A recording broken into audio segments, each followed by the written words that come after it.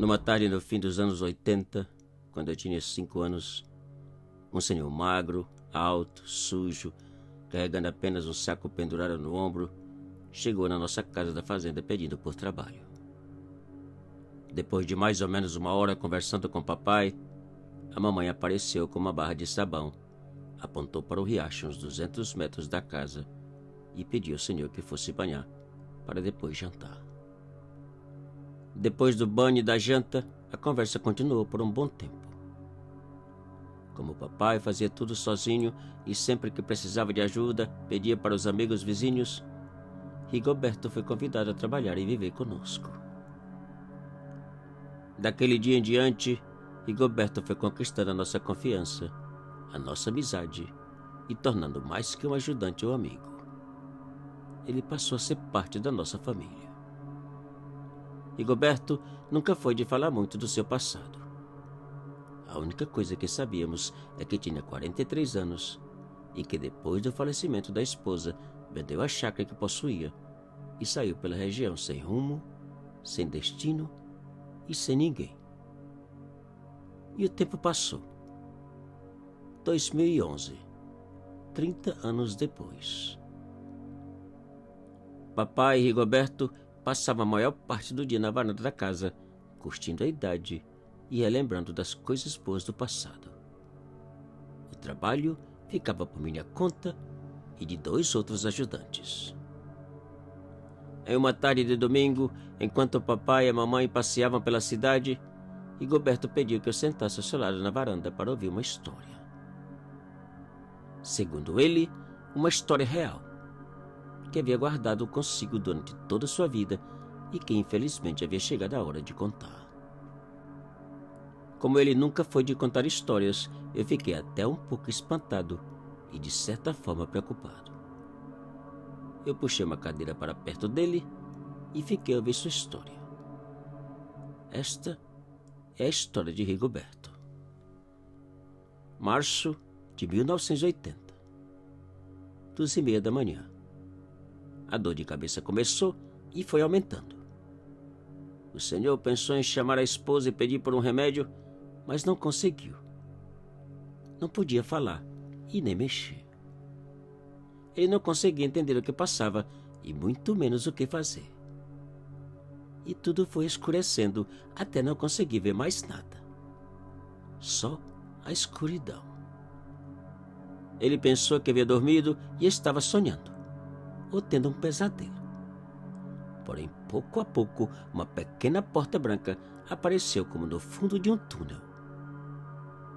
Sem saber como e porquê, o senhor caminhou naquela direção e, ao aproximar, a porta abriu, dando entrada a uma sala com uma pequena luz de vela nos fundos.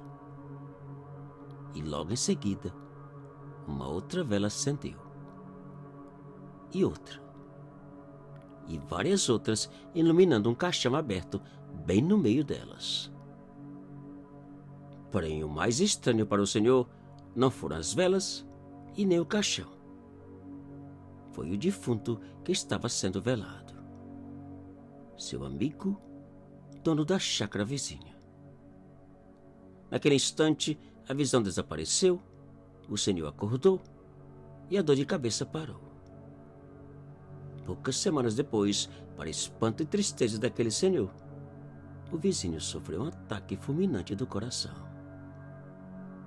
2 meses depois, o senhor teve outra visão com uma senhora amiga de sua esposa.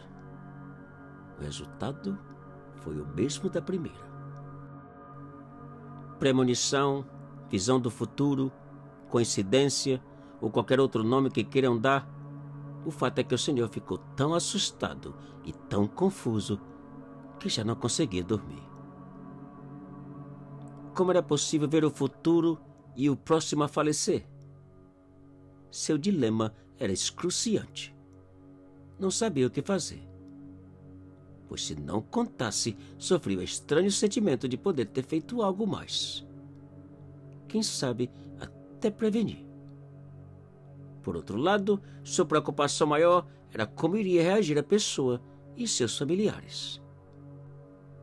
Pois se contasse e assim mesmo acontecesse, além de tudo, seria escorraçado e amaldiçoado por todos. Achou melhor não contar. 2 meses depois, aconteceu a penúltima visão, a mais terrorífica e dolorosa de todas. Por volta do mesmo horário, 2h30 da manhã, a dor de cabeça começou. Ele já sabia o que iria acontecer. Já conhecia a maldita rotina de cor e salteado. Primeiro a escuridão. Segundo a porta. Terceiro as velas e por último o caixão aberto. E dentro do caixão estava o corpo da sua amada esposa. 2 dias depois, sua esposa faleceu da mesma maneira que os outros 2. Umas 2 semanas depois do enterro, o Senhor vendeu tudo o que tinha e afastou para sempre de todos que conhecia. E a história acabou. Rigoberto levantou, caminhou até o peitoril da varanda e ficou a olhar para o nada com uma expressão de tristeza e dor. Eu aproximei, coloquei um braço ao redor de sua cintura e perguntei: Rigoberto, quem era o senhor da história? Rigoberto virou na minha direção, esboçou um meio sorriso sem graça e disse: ontem à noite eu tive uma outra visão. Com certeza, a última de todas. 2 dias depois, o nosso amigo e parente Rigoberto faleceu.